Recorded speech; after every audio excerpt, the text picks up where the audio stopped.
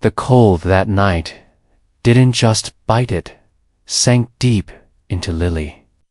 Carter's bones, like hunger that had long since turned into a dull ache she could ignore, but never escape, as she sat, curled up on a cracked plastic bench at the corner bus stop, where the light above her flickered weakly, throwing shadows across the sidewalk and making everything around her feel lonelier than it already was.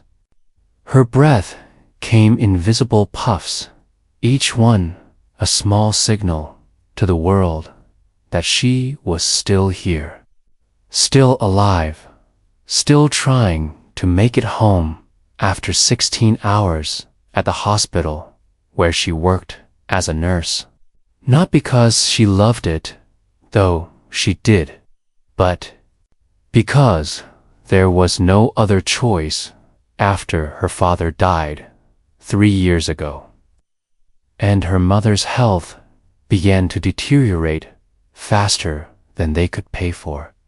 She'd taken extra shifts every week, buried herself in the routine of patient charts, medication runs, and endless beeping monitors to keep from thinking about how close she was to breaking.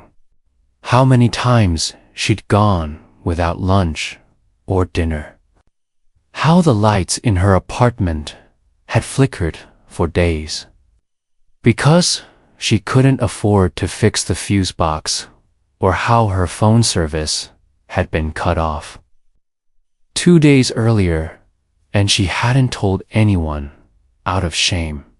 Her shoes were soaked from a surprise snowfall that had turned into slush, and the jacket she wore was too thin for the cold.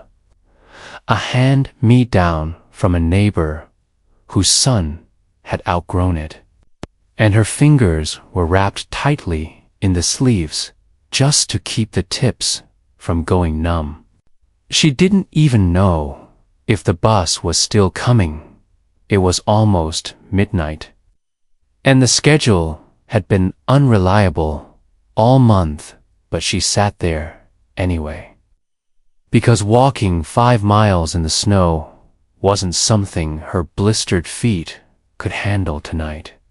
Not after standing all day beside a little girl who had cried for her mother while a ventilator kept her breathing.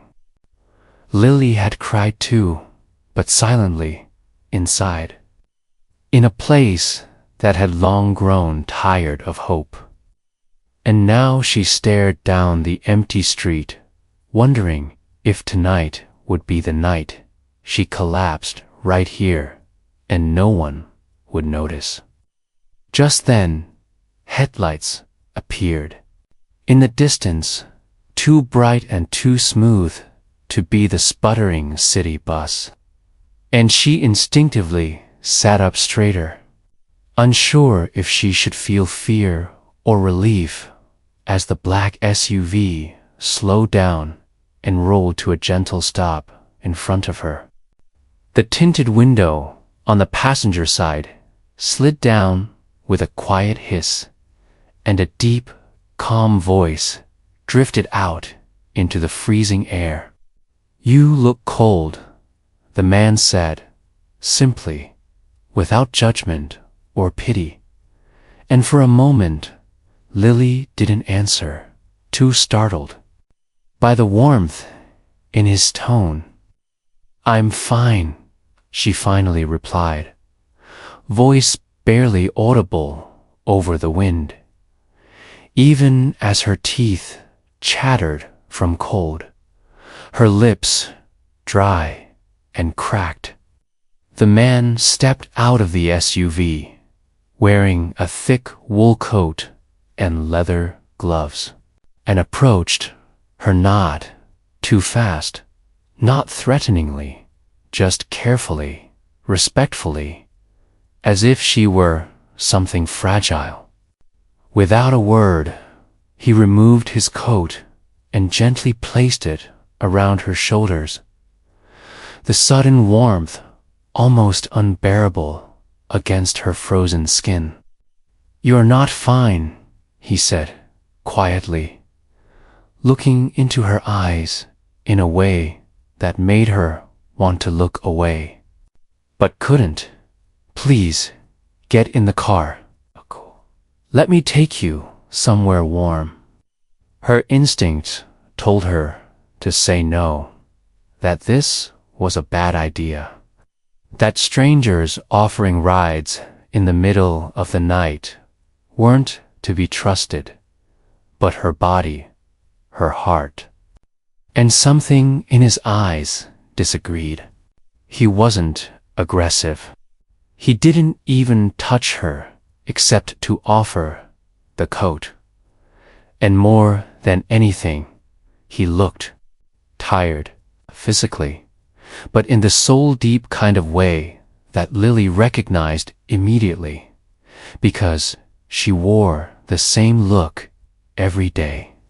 She stood up slowly, still unsure, still terrified this would be the worst mistake of her life.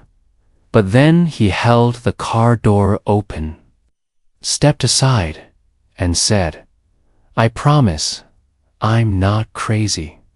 I've been there.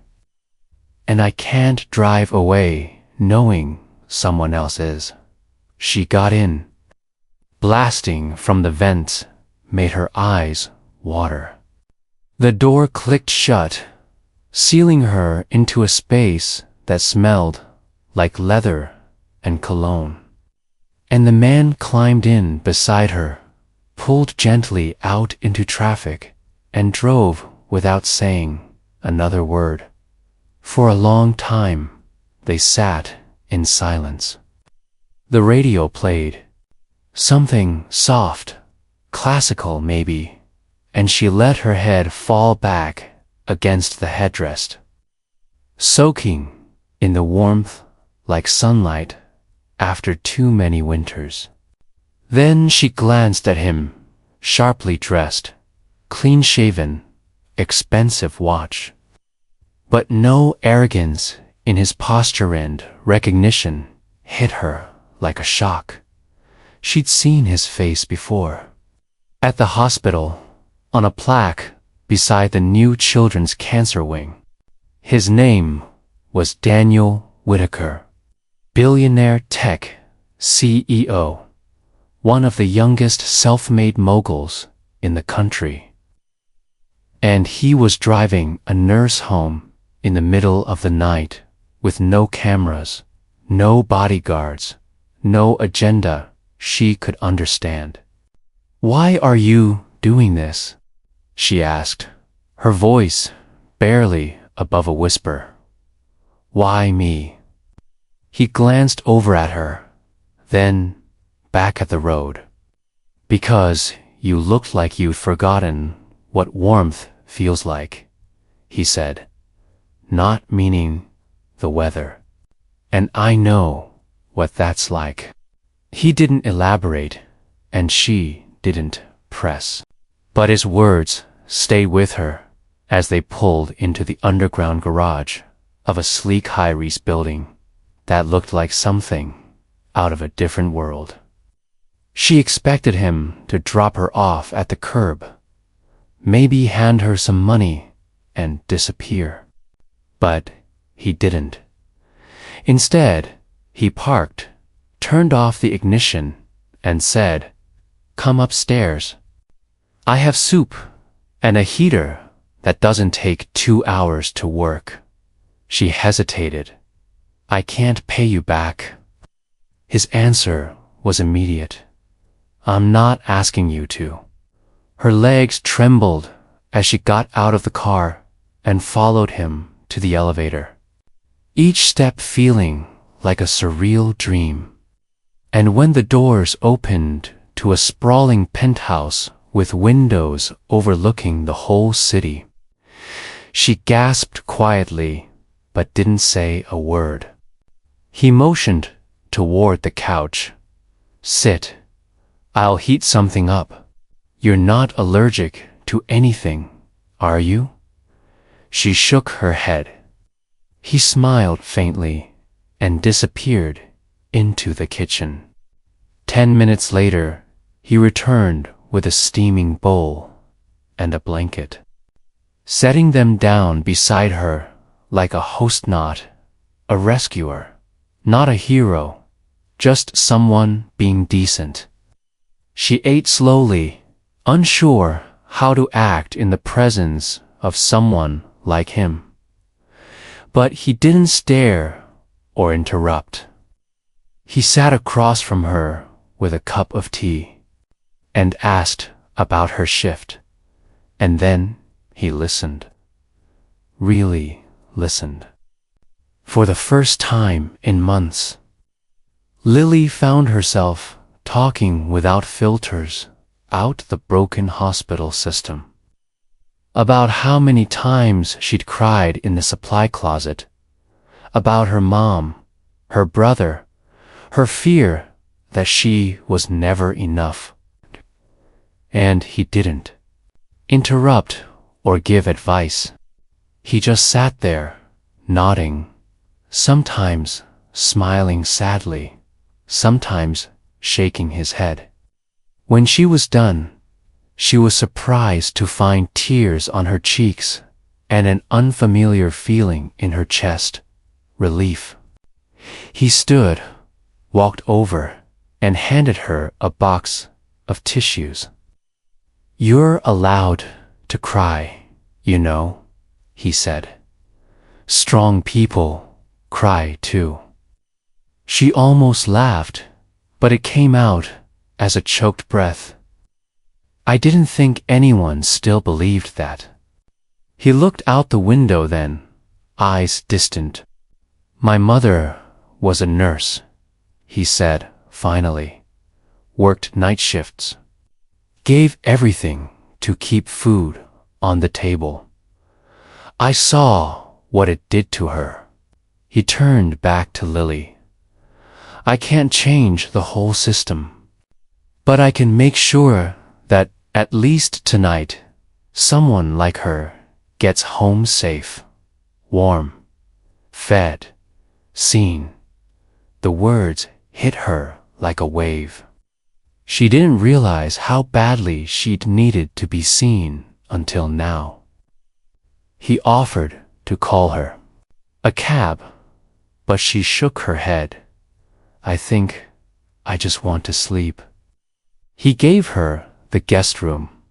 No questions, no expectations, just kindness. As she lay down in the softest bed she'd ever touched, Lily stared up at the ceiling, too stunned to process what had happened, her body thawing, her heart confused, her mind wondering if this was all a strange dream she'd wake from cold and alone at the bus stop. But when she turned her head, she saw the coat he'd given her neatly folded on a chair, and the scent of homemade soup still lingering in the air. And she realized maybe, just maybe, her life had taken a turn she never saw coming. Lily woke to the quiet hum of the city far below and the unfamiliar feeling of comfort blanketing her like a warm wind. The soft sheets tangled around her legs and the scent of fresh coffee drifting in from a distant kitchen as she slowly sat up, blinking at the morning light pouring through the floor-to-ceiling windows of a guest room that looked more luxurious than any hotel she'd ever stepped foot in. At first, she thought it had all been a dream. Daniel, the SUV, the penthouse, soup, but the folded coat at the end of the bed, and the faint sound of classical piano music floating in from the living room reminded her that this was real. Absurdly real, like stepping into someone else's life and not knowing when they'd notice you didn't belong. Her fingers curled instinctively into the hem of the soft pajama shirt he'd left for her, folded neatly with a note, "Fresh laundry, help yourself," and she felt a strange flutter in her chest. Not quite anxiety, not quite joy, just the disorienting sensation of being cared for without reason. She padded barefoot down the hallway, hesitating at the corner until she saw him, Daniel, sitting on the edge of the sofa, reading a newspaper. Hair slightly tousled, like he hadn't slept much, still in slacks and a gray sweater, looking like he belonged in an ad for expensive watches, but also like a man who hadn't smiled properly in a long time. He looked up when she entered and smiled, not the practiced smile of a CEO or a man used to winning boardroom battles, but the tired, kind smile of someone glad to see her. "Morning," he said, gesturing toward a cup of coffee on the table. "I wasn't sure how you take it, so I just made it black." She sat slowly, curling her fingers around the mug, the warmth grounding her in a moment that felt impossibly fragile. "I thought I dreamed it all," she admitted, voice hoarse from sleep. "I thought I hallucinated a billionaire rescuing me at a bus stop." Daniel chuckled softly. "If you did, you have a vivid imagination. But no, that was me. And you weren't hallucinating, just freezing." She smiled, a little unsure. "This is too much. I have work tonight, and I can't take advantage of your not." He interrupted gently. "You didn't ask for anything. You didn't even want to get in the car. I offered because I wanted to, and you needed it. That's not taking advantage. That's accepting help." She stared at her coffee, struggling to find the balance between gratitude and pride. Because life had taught her to survive by herself, to expect nothing from anyone, especially not kindness from strangers, who lived in penthouses and made decisions that changed stock markets. "What happens now?" she asked quietly, and he looked at her for a long moment before answering. "Now, I drive you home if you want, or to work, or anywhere you need to go." But he hesitated. "Can I ask something first?" She nodded. "Have you ever considered doing something more than nursing?"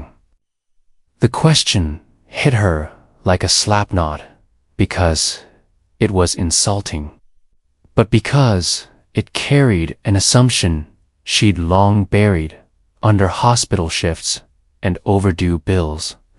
"Like what?" she asked cautiously. "Like running a program," he said slowly.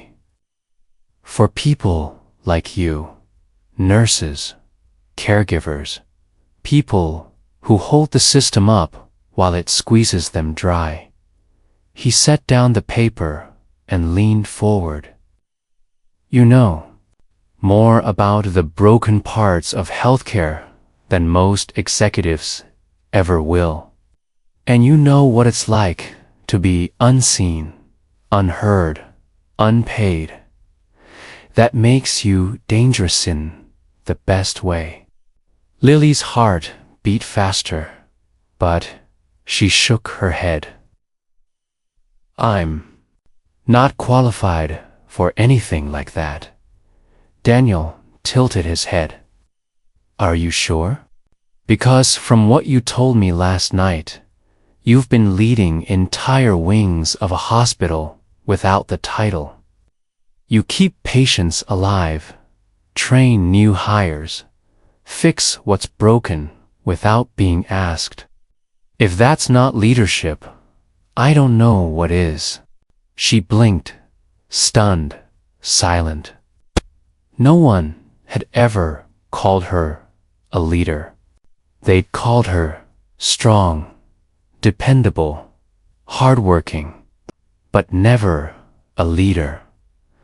And certainly never dangerous in a good way. Why are you saying all this? She finally asked. Because I see potential, he offered. 'Cause maybe I've spent the last few years throwing money at problems and hoping someone on the ground would fix them. And now, maybe I've found someone who can. The conversation spun in her head like a storm, too big, too fast, too surreal, but she didn't run. She stayed. She asked questions.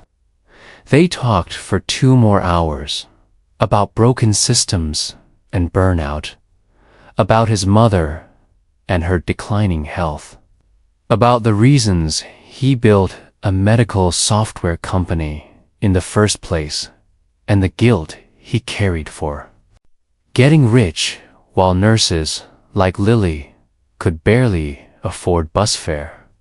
And when she finally stood to leave, he walked her to the elevator, handed her a business card with his private number on it, and said, "When you're ready to stop, just surviving, call me."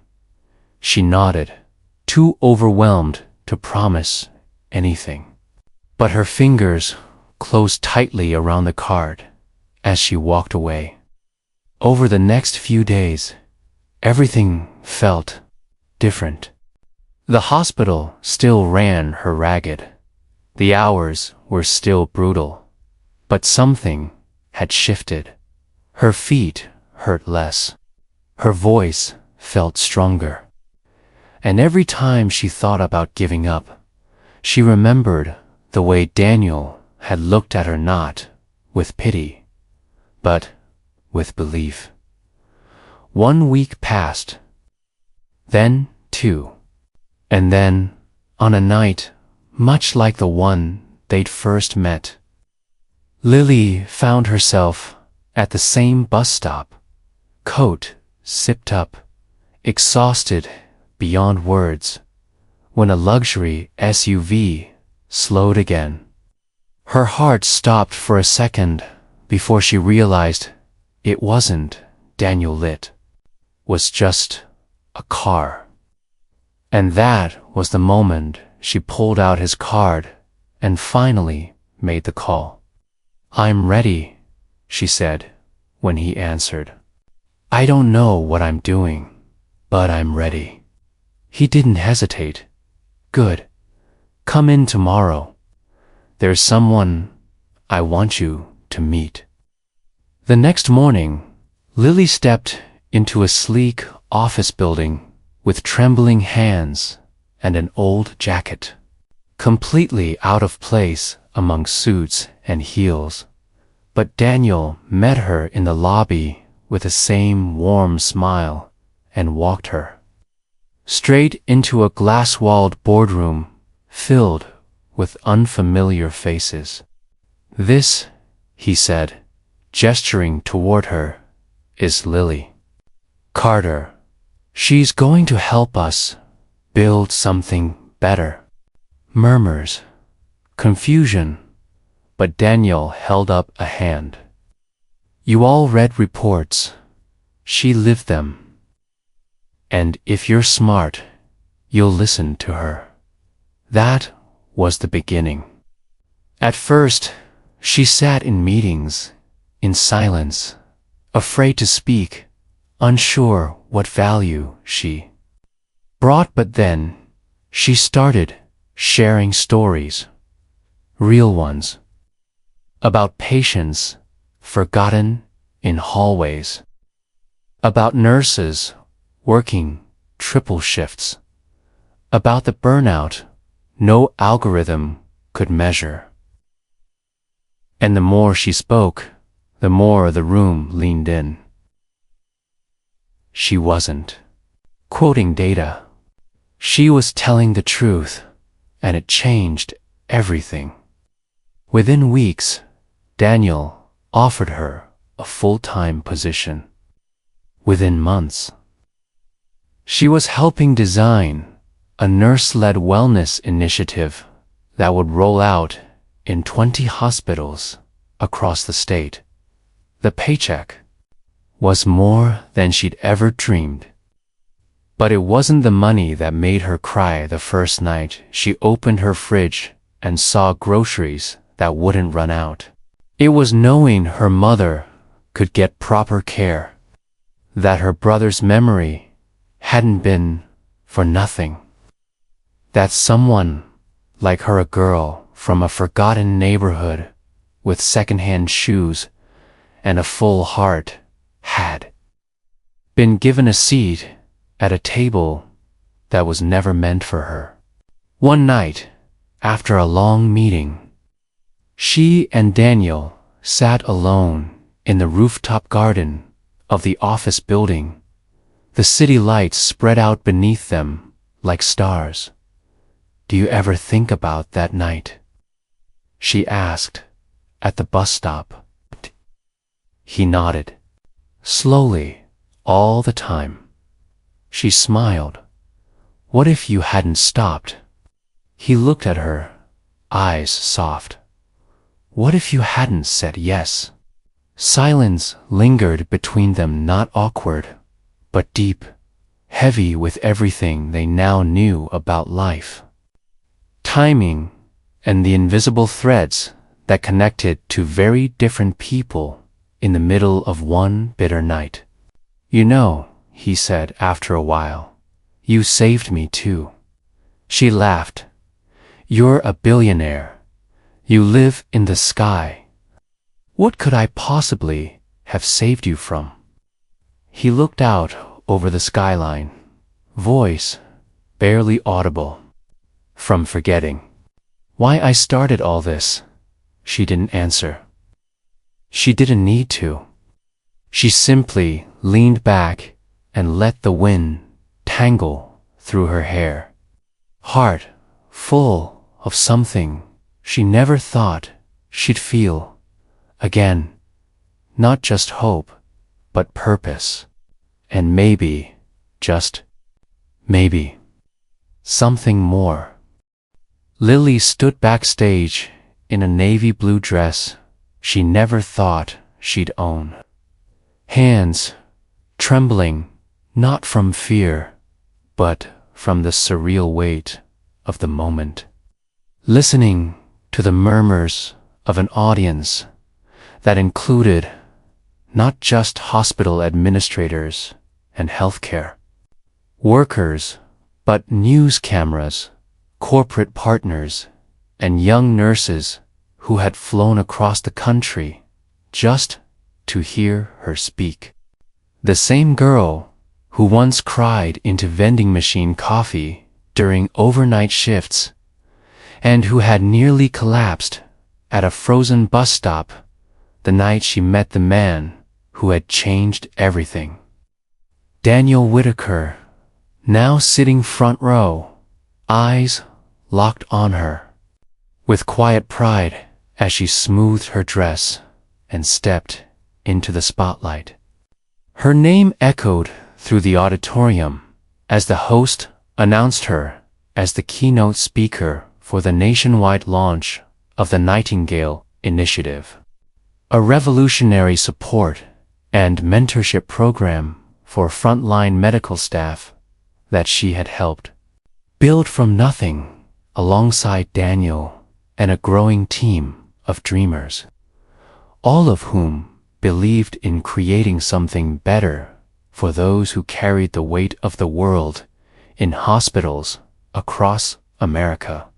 The applause that followed didn't feel like hers, felt like it belonged to every nurse who ever went home crying, every aide who pulled a double shift with a fever, every tech who worked holidays with empty stomachs and tired hearts.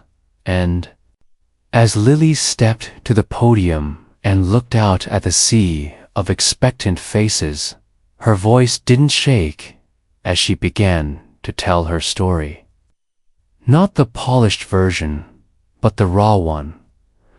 The one that began with burnout and hunger and snow on a quiet night, and ended with hope. She told them about the hospital that drained her soul, about the patients she still thought about, the ones she couldn't save, and the moment she nearly gave a pall of it unfolding until the man in the black SUV rolled down his window and offered more than just a ride. She didn't cry, not yet, but the room did. And when she finished with the words, "If someone like me can be heard, so can you," the applause roared like thunder, and something inside her clicked into place, a kind of healing that came not from comfort, but from knowing your pain had purpose. Afterward, as people flooded the stage to thank her, to hug her, to tell her how much her voice meant to them, she found herself breathless, overwhelmed, until Daniel reached her, took her hand, and led her out through a side door into the quiet of the night. The air was warm this time. Spring in the city smelled like possibility, and as they walked slowly under a canopy of soft lights, he didn't say anything, just held her hand until she finally broke the silence. "It feels like a dream," she whispered, and he turned to her with that same calm smile he wore the first night they met. "It is," he said, "but it's real, too, because you made it real." She shook her head, laughing softly. "I just told the truth." "That's exactly what the world needed," he replied. They kept walking, not as CEO and nurse, not as billionaire and girl from the struggling part of town, but as two people who had built something together, not just a program, but a connection that neither of them had dared to name. Over the months, their bond had grown in quiet, unspoken ways, late-night calls about strategy that turned into personal confessions, business meetings that ended with long walks in the park, dinners that blurred the line between professional and something far more vulnerable. She had tried to ignore it at first, afraid that it was just gratitude, just emotional dependence, but the truth was simpler. She had fallen for him, and he, though careful and respectful, had clearly fallen for her, too. But they never crossed that line until now. "Lily," he said, stopping beneath a lamppost where the light caught her eyes just right. "I need to say something before we go any further with this." Her heart pounded. "Okay, "You changed my life," he said. "Not the project. Me. I was so used to fixing things from a distance, from boardrooms and code. And you reminded me that real change only happens when you're brave enough to feel it." Her eyes welled. "You saved me first." He shook his head. "You saved yourself. I just offered a ride. You built the road." Silence again, thick with everything they hadn't said. "So what are we doing?" she asked, finally, heart in her throat.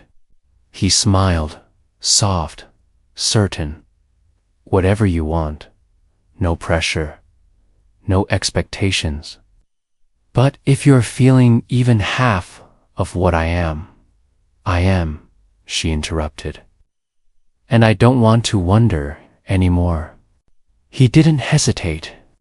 He stepped forward and kissed her slow, gentle. Like a promise kept hand, the city faded around them as something beautiful bloomed in the space between two people who had found each other against all odds. The weeks that followed were the happiest she could remember. They worked together by day, building hospitals, developing better mental health resources, pushing for systemic change. And at night, they shared dinners on Daniel's balcony, long conversations about childhood dreams and quiet laughter that made her feel younger than she had in years. But nothing perfect stays untouched. One morning, she opened her inbox to find a headline splashed across every media outlet: "Billionaire CEO, dating nurse, who benefited from corporate sponsorship," and the backlash was swift and cruel. Critics called her a gold digger. Anonymous messages flooded her social accounts. Former colleagues accused her of using her story to climb into wealth. It hit her like a gut punch. All the pride she'd built, the purpose, the identity she had carefully reclaimed, reduced to rumors. Daniel offered to issue a press statement, to hold a conference and clear the air. But Lily stopped him. "No," she said. "I need to speak." And so she did again. This time on a national broadcast where she faced the camera alone and told the world, "I met Daniel on the worst night of my life. He didn't rescue me. He didn't offer me a job. He offered me a coat, a ride, a moment of dignity when I had none left. Everything I've done since then, I did because I was given a chance to be heard. And if that makes me a target, fine. But I'm not ashamed of how I got here, and I never will be." The video went viral. Support poured in. Worlds share their own stories of invisible struggle. Daniel watched it all unfold with a quiet pride he never voiced. But she could see it in the way he looked at her after, like she wasn't just someone he loved, but someone he admired. A year later, Lily stood in the same spot where she'd once shivered in the cold. Only now, it was a ribbon-cutting ceremony for a brand-new community clinic funded entirely by the initiative she helped create. Staffed by nurses, paid fair wages, with mental health breaks and on-site childcare and a mural painted across the wall that read, "Sometimes all it takes is one kindness." Reporters asked about her journey. Kids asked for photos. And somewhere in the crowd, her mother cried silently, holding a sign that read, "My daughter saved lives, even her own." And that night, as she stood beside Daniel on their apartment balcony, wrapped in a familiar coat she refused to throw away, she leaned into him and whispered, "Thank you for stopping that night." He kissed her hair. "Thank you for getting in." The wind swept through the city, warm and alive, and Lily Carter, once frozen and forgotten, closed her eyes and finally let herself believe that she was exactly where she was always meant to be.